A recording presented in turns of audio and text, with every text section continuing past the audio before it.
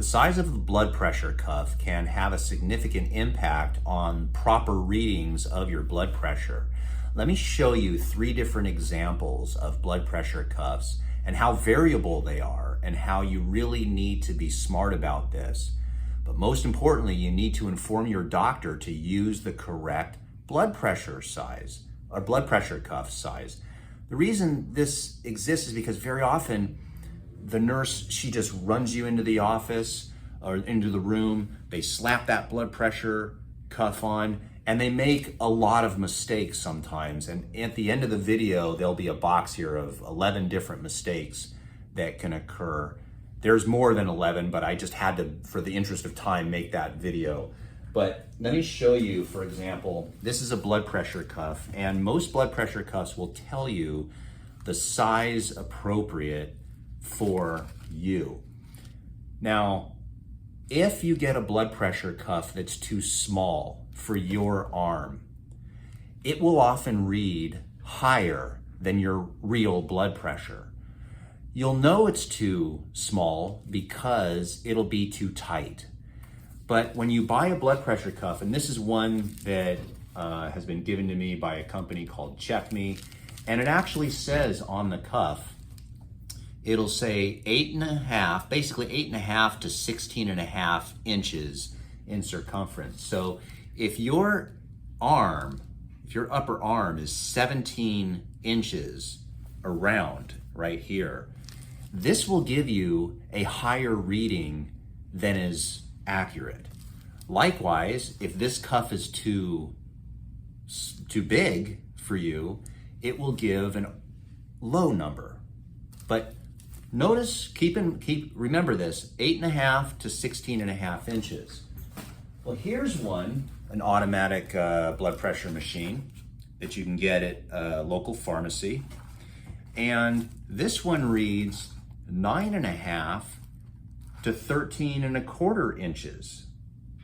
So just getting something off YouTube or online or off Amazon or something like that can have significant improvements. This says adult cuff.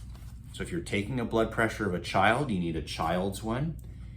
But if your arm is really big, if you're clinically or morbidly obese, or you just happen to be a big person, or you lift weights, if your arm is bigger than 13.25, which a lot of people's is, that's not really a big arm, then it's going to read higher. Also, I'm going to show you another blood pressure cuff in just a moment. But one of the things that you want to look for when you're shopping for a blood pressure cuff is also, it'll tell you here where to place the artery.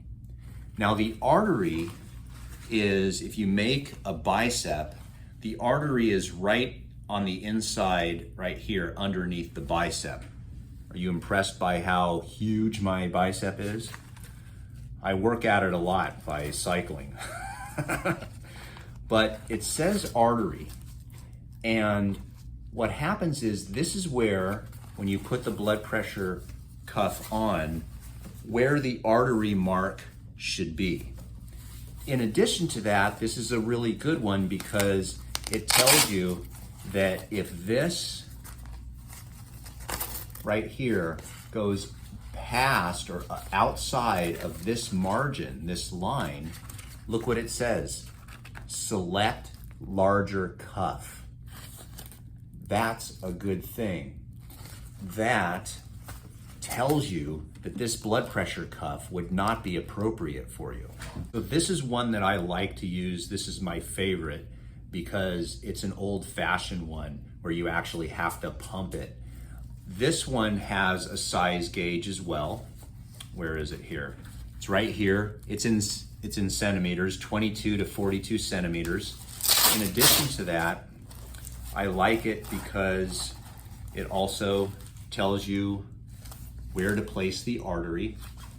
And it's a very high quality one, but most people are not gonna buy these because you really have to know what you're doing in order to read it.